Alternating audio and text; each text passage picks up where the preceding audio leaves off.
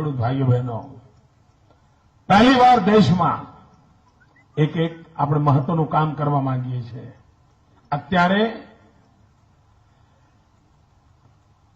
સરકાર minimum support પ્રાઇસથી તળિયાના ભાવ બાંધીને ખેડૂતો જે પકવે એ સરકાર ખરીદતી હોય છે.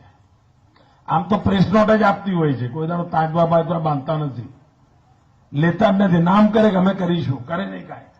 આપણે કરાવવા માટે મને તો ખબર છે, હું સરકારમાં બેઠો છું, મારો દમ ઉખડી જાય. એમને કહું કે ભાઈ આ અમારા ખેડૂતો મરે છે, તમે ખરીદી કરો, આજે કરીશું, કાલે કરીશું.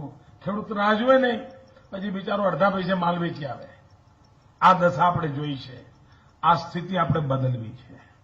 અને તળિયાના ભાવ નક્કી કરવામાં શું કરે, જે તે રાજ્યને મરજી પડે એમ ચલાવે બધું.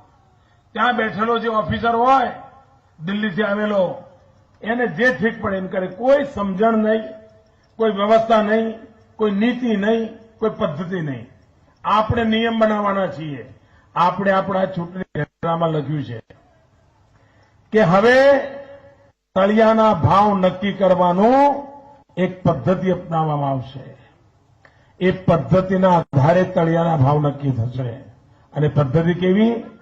તો ખેડૂતને ખેતીમાં બીજનો કેટલો ખર્ચો થયો, પાણીનો ખર્ચો કેટલો થયો, ખાતરનો ખર્ચો કેટલો થયો, દવાનો કેટલો ખર્ચો થયો, મજૂરીનો કેટલો ખર્ચો થયો, વીજળીનો કેટલો ખર્ચો થયો, એને ખેતી કરવામાં કુલ કેટલા રૂપિયા નાખવા પડ્યા, એના ઉપર 50% નફો ચડાવવાનો.